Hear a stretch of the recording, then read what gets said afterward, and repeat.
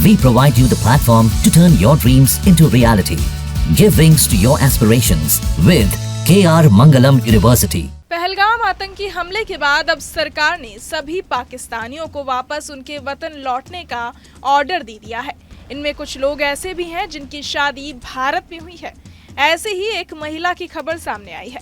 इस महिला की शादी 10 साल पहले दिल्ली निवासी युवक से हुई थी। बीते 3 सालों से उसका बच्चा अपनी मां के वापस लौटने का इंतजार कर रहा था।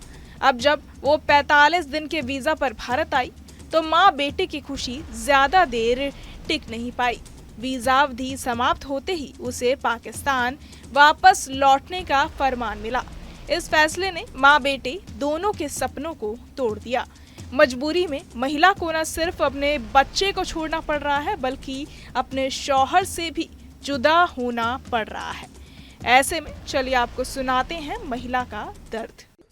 इरम, मैं कराची की।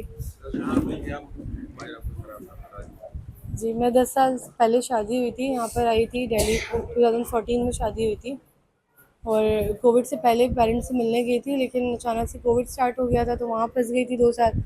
5 साल से वहीं पर ही हूँ, लेकिन उसके बाद जब वीज़ा अप्लाई किया तो गवर्नमेंट के रूल्स और चेंज हो गए थे, इसलिए वीज़ा नहीं मिला था।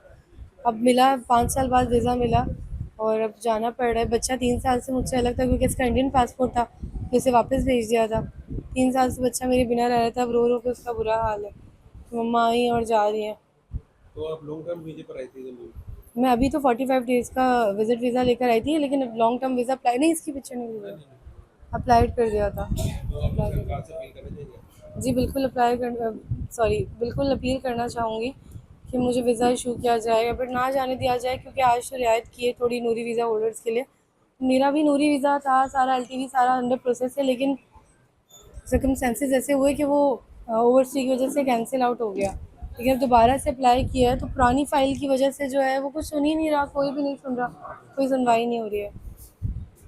परिवार का कहना है कि वो कई महीनों से वीजा विस्तार या नागरिकता के लिए प्रयासरत थे, लेकिन प्रक्रियाओं में आ रही कठिनाइयों के चलते कोई स्थायी समाधान नहीं रिपीट परिवार का कहना है कि वो कई महीनों से वीजा विस्तार या नागरिकता के लिए प्रयासरत थे, लेकिन प्रक्रियाओं में आ रही कठिनाइयों के चलते कोई स्थायी समाधान नहीं निकल पाया। अब मां के वापस जाने के बाद बच्चे की देखभाल और मानसिक स्थिति को लेकर परिवार बेहद चिंतित है। वहीं महिला के पति का बयान भी सामने आया है। चलिए आपको सुनाते हैं। दिल्ली के रहने वाले हैं, अब्दुल बासित नाम है। अपनी वाइफ को छोड़ने जा रहा है। तो उनकी पासपोर्ट पाकिस्तानी हो गया? पासपोर्ट पाकिस्तानी है।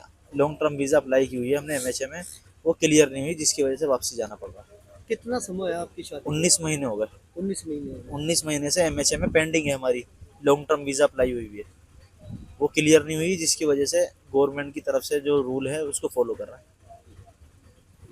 ये मामला एक बार फिर ऐसे परिवारों के दर्द को उजागर करता है जो सीमाओं के बीच फंसे प्यार और रिश्तों के बोझ तले पिस रहे हैं। सिर्फ ये नहीं, ऐसे कई लोग हैं जो दोनों देशों के बीच तनाव में पिस गए और अब पाकिस्तान जाने को मजबूर हैं।